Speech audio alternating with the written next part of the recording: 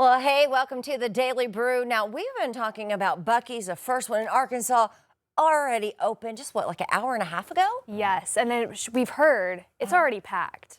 Absolutely. And so we want to go out live to our reporter there, Lauren Harper. She's joining us now. Let's check in with her. Lauren, we hear it's already a pretty busy morning. Yeah, packed is a good word for it, both in the parking lot and in the surrounding roads. Now, I will give credit to the Buc-ee's employees here. I talked with the pitmaster a few days ago, and he said to give them grace because it is their first time. But also, they are getting people in the building excited. They're welcoming them as soon as they walk in the door. But also, they're checking out people pretty fast, and people are coming and going. They're getting what they need, and then they're leaving. Same with the gas pumps. You would think, with gas supposedly a little bit cheaper than the surrounding area, you would think they're full, but people are getting their gas, filling up, and then leaving. And so it's steady, but no, you're right, packed, especially inside the building. It is pretty cramped. So if you're coming out this way, if you're coming to one of those neighboring schools, I know Mountain View Elementary, Mountain View Middle is headed out this way, I would be sure to leave a little bit earlier and expect some traffic delays. Now, once you head inside, you'll notice there is everything under the moon you can imagine to grab, both snacks, clothing, merchandise. We found some Buc-ee's themed baby onesies. The restrooms, world famous, by the way, and it's displayed on their sign. You'll also notice people walking around, passing out samples. You'll notice the peanuts. You'll notice the almonds. And so it's a really good time if you're wanting to bring your kids, if you're wanting to peruse, or if you're just wanting to stop in for a cup of coffee or an energy drink and head on to work. All right, thanks so much for that. Okay, so the Buc-ee Beaver Nuggets, are they as good as people say? They are very popular. I have tried them. In my opinion, they're not my favorite. They're very, it's almost like a caramel type flavor, kind of like caramel corn. If you really like something like that, you would probably like them. That's just not my favorite flavor palette. Yeah. My favorite Buc-ee snack is they have these sugar cookie ice cream sandwiches, and those are really good. Yeah. But they have so many options. Danny brought me some back because on his trip to Buc-ee's once, but thing was I took them home. I didn't even get to eat them because the family just like they got to devoured them first. before I got to them. Come on. I mean, they're desperate for them because they had nowhere. Where are they going to ever get it? Yeah. But now you have a place in Arkansas.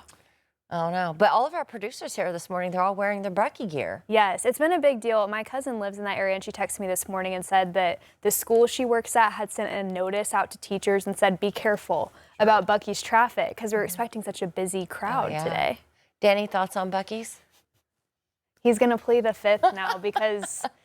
Great establishment, have no complaints. 10 out of 10. Danny got a little bit of, I guess, pushback, critique this morning for not like being a big Buc-ee's fan. Okay, so let me set the record straight. So it's really cracking me up more than anything. So I went there once, the one in Springfield, Missouri, which I think is, now that this is there, was the closest. Maybe in Northwest Arkansas might be the closest. But anyway, so I went there. It was on a Sunday afternoon. And the place was just bumping. And it was like, you're standing like shoulder to shoulder. You would have thought that like Disney World just opened up there. And so it was very crowded. And I had the brisket. The brisket was pretty good, I will say. But like the Beaver Nuggets, I wasn't the biggest fan. The bathrooms though are pristine. I will agree. Yes. But I just was like, I saw it and I was like, you know what? I did it once. Didn't need to do it again. And someone had a very colorful comment to me that did not agree. They basically said Danny should not ever speak on Buc-ee's again. They told him to shed it. Yeah. And it's making me laugh this whole morning because it's like, hey man, I respect her, or woman, I respect it. But yeah, I'm not the biggest Buc-ee's fan. It's fine. I definitely would say do it. I'm not saying to not do it. I would say do it. But for me, just wasn't the biggest fan. Yeah, it is crazy how crowded it does get, though, and they can manage those large crowds. But I've only been once, and it was the one in Huntsville, Alabama. And when I went in, I was like, I haven't never seen this many people in one place. It was just unbelievable. Well, I've never been. I can't wait to see it. I'm You've excited got to go for to the it. one in Benton. Yeah, I will say one additional thing, too. We went in there. We went up to the finish line. Oh, it was crowded earlier. And I was like, what? So it's just, I would like imagine it as like if you've ever been to Disney World on winter break or any amusement park on winter break. That's what I would imagine it as. My goodness. Okay. All right. Well, how about this? Eureka Springs is one of the 25 finalists in Hallmark's Merriest Christmas Town Look at that. competition. Okay. So Which towns across the country do you think would best capture the holiday spirit besides Eureka Springs? I This think is pretty spot on, though. it is, and so whoever wins this competition gets the chance to have a Hallmark movie filmed there.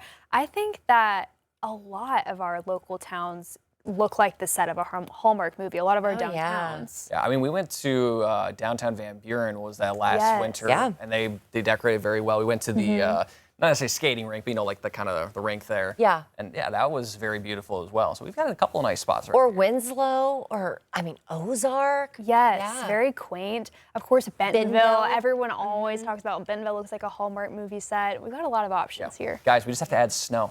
I know you don't like it, but we got to. It's not Christmas without snow. I would I say agree. we don't like snow. Everyone likes snow until we have it on the ground for 2 weeks. Then we can't drive on the roads. That's right. That's right. I just made a you don't know how to drive on that. Buc-ee's assumption. That's right. My bad. My bad. You're on thin ice. I'm on thin ice. That's ooh, I like that.